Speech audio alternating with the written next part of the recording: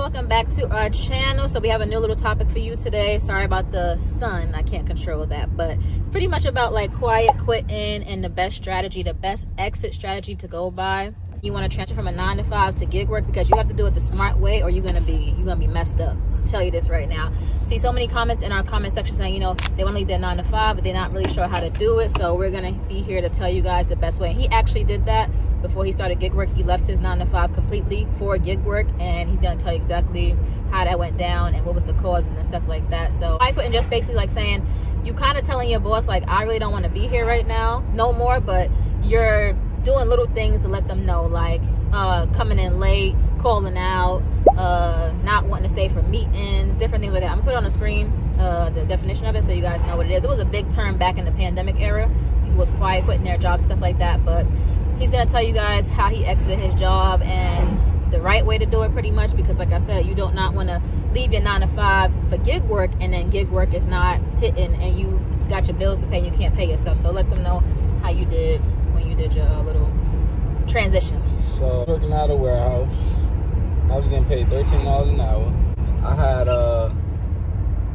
I had started doing, what app I was doing? Instacart. Yeah, I was doing, once I got this car, I would do Instacart like heavy. Yeah, I was doing Instacart like every day. But before I started doing Instacart every day, I wanted to see if I could replace the money that I was making at my job with Instacart. At first, I wasn't replacing the money, but I knew, because my area, I got so many areas I could do Instacart in. There's so many stores. So I'm like, I know I could do it. Like if I go hard, I know I could do it. So basically what I was doing, what she said, I was calling out a lot, coming in late. I didn't want to quit though. I wanted them to fire me so I could collect unemployment. But I was calling out, but I was making sure I was calling out and I had legit reasons to call out, because it was back in the pandemic. So it was legit reasons why I was calling out. It wasn't legit, but I made it look legit. And I had like emails and stuff to back my stuff up so I will be able to collect unemployment. But that's basically what I did. I just kept calling out, leaving early. Like when they tell me to do certain things, I was like, nope, not doing that. Y'all not paying me enough. So he quiet quit it. Yeah, so I was just not. And my supervisor, he knew me since I was a kid. So he would basically he knew like I was on the verge of leaving. And he didn't like have a problem with it, but he did because I was a good worker, and he had to replace a good worker now. But he knew what it was though, because like they was working us to death. A lot of people was feeling the same way. Like y'all paying us $13 an hour, and y'all making us do all this stuff, bro. Like we should be getting paid $18 an hour for the work that y'all got us doing, and it's hard labor. It's not like it's easy stuff. Like we lifting heavy stuff, driving forklifts, we doing unloading 25 trucks a day. Like it was crazy. And it was like every day they kept pouring on more work. So I just, little by little, I just checked out. Like we supposed to do 2 containers a day. I'll do 1 container and then leave on the middle of the second one. Like I'm out. Like, cause I was supposed to leave at 2:30, but if you was doing a container, you couldn't leave. You had to finish your container first. So they'll give you the overtime, but they wanted you to finish the container. They didn't want someone new to come in your container and finish it, because you know y'all was working, y'all had a certain strategy of doing things, and now somebody come in is gonna mess it up. So they didn't want that. Man, I was leaving right in the middle of containers. I was leaving, so they ended up firing me, and then I ended up no unemployment though. Yeah, I didn't get no unemployment. I got approved for unemployment 3 times, but they kept fighting it. They kept appealing it, and I don't know why unemployment kept giving them like you got 30 days to appeal. After every time I got approved, they kept saying you got 30 days to appeal, 30 days to appeal. They lost all first, they appealed twice. They lost both times. Because I had emails, like, and I had all this stuff to back up while I was calling out. And the unemployment people was like, yes, y'all had like, you know, he has the emails that he called. Because they try to say I was a no call, no show. Like I never was calling out. I just was not coming to work. But I had the emails. Like I told them, like I was calling and they wouldn't pick up, because they knew why people was calling. Like when people call in the morning, they won't pick up the phone because they know you're trying to call out. And then that's how they get you though. Like, so they won't answer the phone. They be like, well, you ain't call us. But my boy was like, yo, if they don't answer the phone, email them. Like, one of the dudes that was there for a while, he knew the trick. So I'm like, oh, word, I bet. So I was emailing them. And then when it came to unemployment, they was like, yo, they were saying I was no call, no show. I was like, excuse me, I have emails to prove that I was calling out. I was calling, they wouldn't answer the phone, so I sent emails, and I have the emails to prove. So they was like, you have the emails? I was like, okay, send over the emails. Sent them the emails. Okay, you got approved. You're approved for unemployment, and then they'll talk to them and be like, y'all got 30 days to appeal.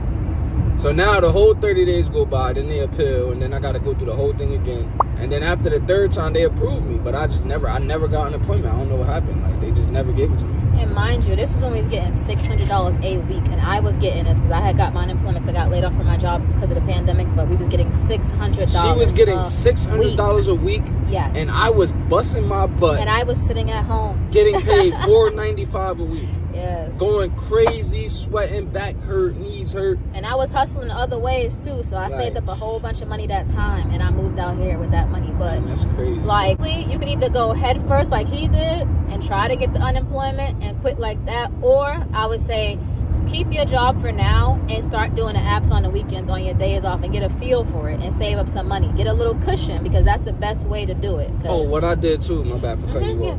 What I did too is I called out for a whole week.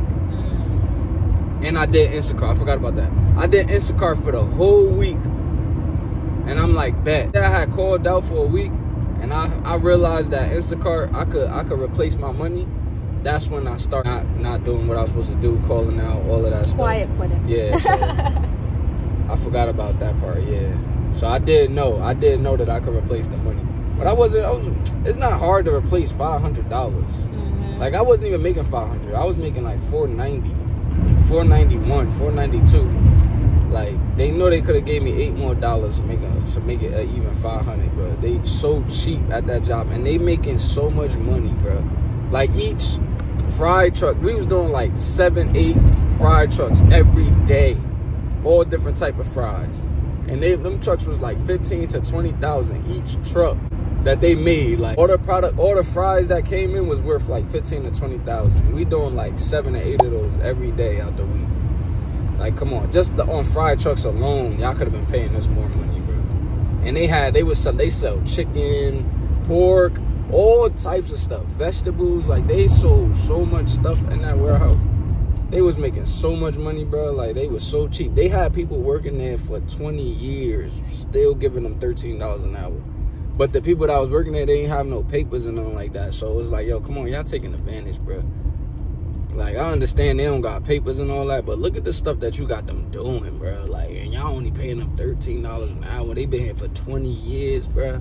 Like, I know that's on their fault too, because they here for 20 years. They supposed to get their paperwork right. They didn't, so they was just taking advantage of them, and I felt bad. And when I left, and cause when I left, I kind of like was thinking about like why I didn't want to work here no more to the rest of the workers and stuff. So I guess I influenced some of them to leave. But when I left, like 4 or 5 of them left, bro. People that was there for 20 plus years, they left. They quit. They didn't quit when I quit. But when I left, I was asking my boys that was still there, like, how was it going? And they was like, yeah, this person left. This person left. I'm like, word?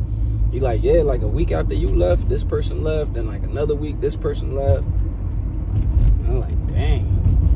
Yep, all depends on your situation too, because if you have kids, you really have to think hard about what you're going to do with leaving your job, because gig work is up and down. So you have to realize that right now with the holidays and stuff, it's booming. Like, we're making good money. You gotta have multiple apps. You just have to know how to exit your job the right way. I would say, like I said, do not leave until you have a little bit of a cushion that you know that you can survive off of that. Just try it out, because you might not even like gig work. You know what I'm saying? You might not even like it. So it's you have not to try for everybody. It's not. So it's hard it's a out hustle, here. Man. It's a hustle. You gotta grind, long days. Yes. But it's not hard. No. That's the thing. Like, it's not hard, and you got no peace. Boss. Yes. You got peace. Like, you can eat whenever you want. You can chill whenever you want. Do whatever you want. Do whatever you want. Go home, take a nap if you want to, and come back outside. Like, yeah. So it's like if free. you want to call out, ain't nobody over your neck, breathing down your neck, talking about something. Oh, you can't call out. Nah, you just don't turn on your app. Exactly. You know what I'm saying? So it's not hard work, but it's hard work.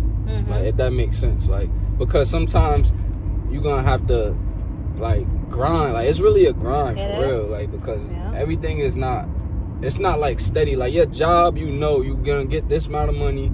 If you come to work and you work your hours and you do what you're supposed to do, you're gonna get this amount of money every week or every 2 weeks.